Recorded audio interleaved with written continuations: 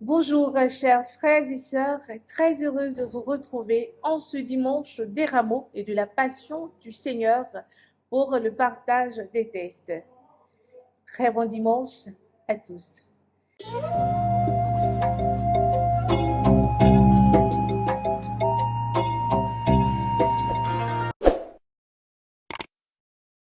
Alors, les textes de ce dimanche des rameaux et de la passion du Seigneur nous mettent en face de deux réalités. La première réalité, c'est le caractère festif des rameaux. Nous allons investir les rues et ruelles de nos quartiers, de nos villes et villages.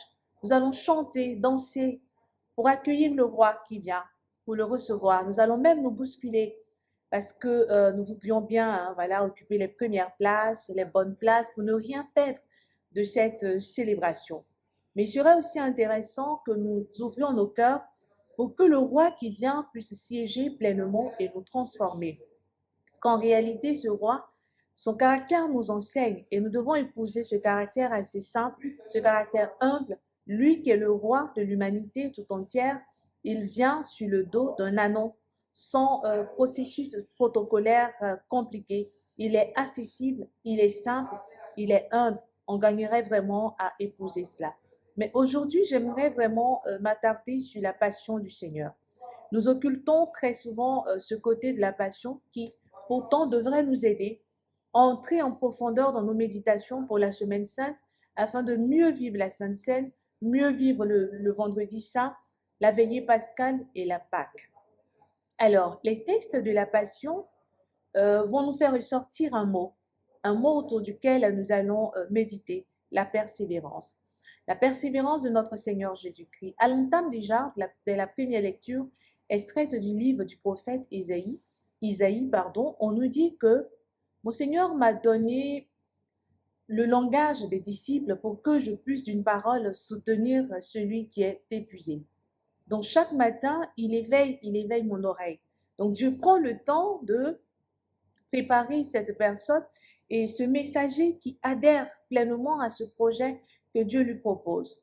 Et lui qui va soutenir, il est préparé, mais il est attentif, il écoute, il ne se révolte pas, il ne se dérobe pas. Ce messager est obéissant.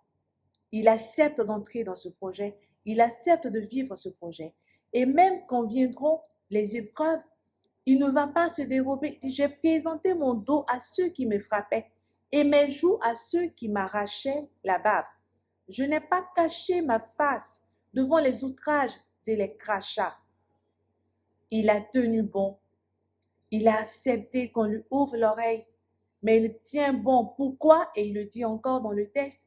Le Seigneur, mon Dieu, vient à mon secours et je sais que je ne serai pas atteint par les outrages. Et à la fin, il a dit, je ne serai pas confondu. On voit cette confiance totale de ce messager à Dieu, cette confiance, cet abandon, total de ce messager. Il sait qu'il ne sera pas confondu. Il sait qu'il ne sera pas déçu parce qu'il sait qui l'a envoyé et il sait en qui il a bâti cette foi.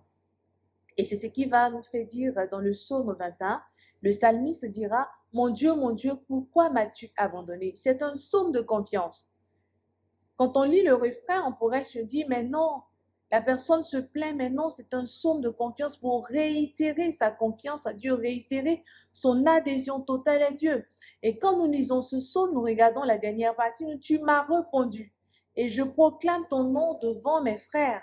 Je te loue en pleine assemblée. Vous qui craignez, louez le Seigneur, vous qui le craignez. Donc, il appelle les autres parce qu'il sait que le Seigneur ne l'a pas abandonné, le Seigneur ne va pas l'abandonner.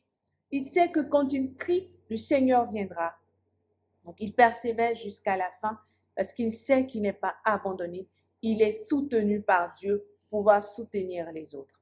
Et dans l'évangile du jour, ce messager tourne sa pleine place dans l'évangile du jour. Et nous voyons que ce messager n'est autre que notre Seigneur Jésus-Christ. C'est paradoxal, hein? Nous qui crions, nous qui scandons aujourd'hui, c'est nous qui allons le condamner, c'est nous qui allons le juger, c'est nous qui allons le mettre à mort, c'est nous qui allons le crucifier par nos comportements, par nos désirs mondains, par nos cœurs qui sont très loin de lui. par nos découragements. Face à la moindre épreuve, nous abandonnons Dieu. Face à la moindre difficulté, nous nous dérobons. Nous ne nous appelons plus chrétiens. Nous oublions, nous ne voulons même plus qu'on dise que nous sommes chrétiens. Nous avons peur parce que nous nous disons ou nous avons été enseignés de telle sorte que lorsque nous venons à Dieu, nous devons vivre ou goûter que le lait et le miel. Nous avons peur d'aller jusqu'au bout. Et pourtant, Jésus, il a fait. Et ce témoignage de persévérance, ce témoignage de sa force, c'est ce qui doit nous donner la force de continuer notre marche vers Pâques. Et en dehors de la Pâques, ce qui doit nous caractériser, cette persévérance en tout temps et en tout lieu, cette persévérance en tout et malgré tout.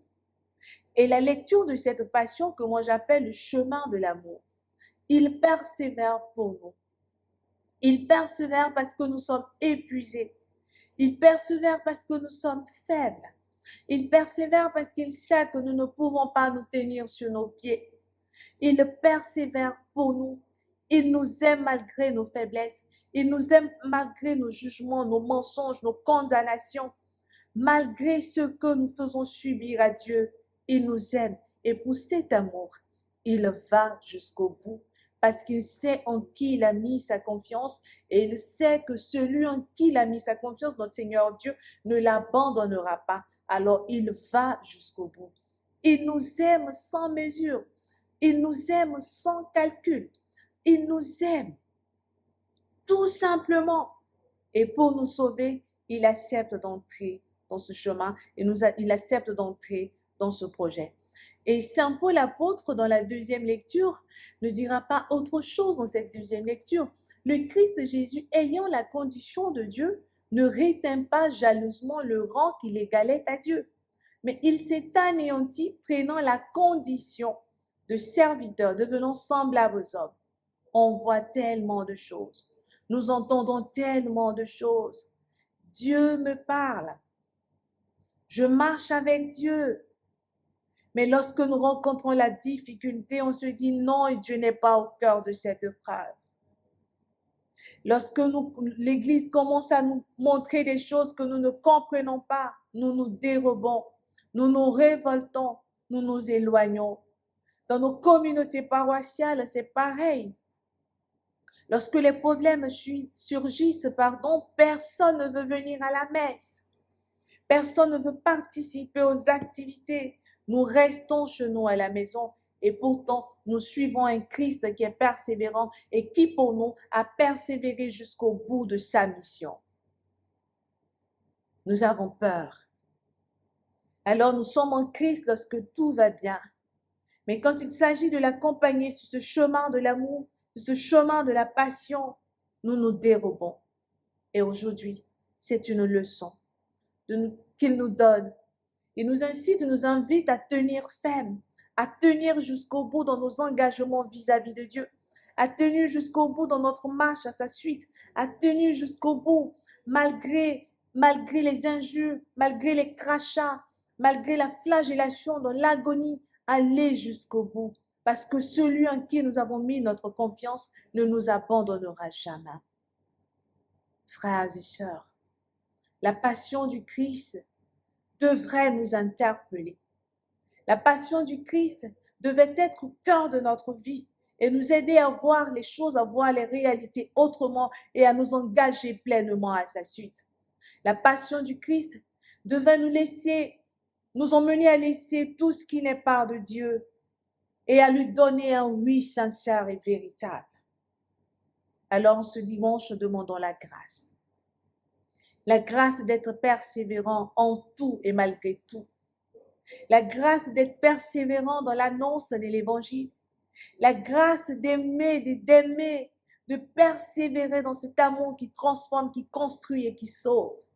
Demandons cette grâce à Dieu, de goûter à sa passion. N'ayons pas peur de goûter à la passion du Christ. Vous le savez, frères et sœurs, moi je vous aime, mais Dieu encore plus. Au revoir et bon dimanche de la Passion. Au revoir.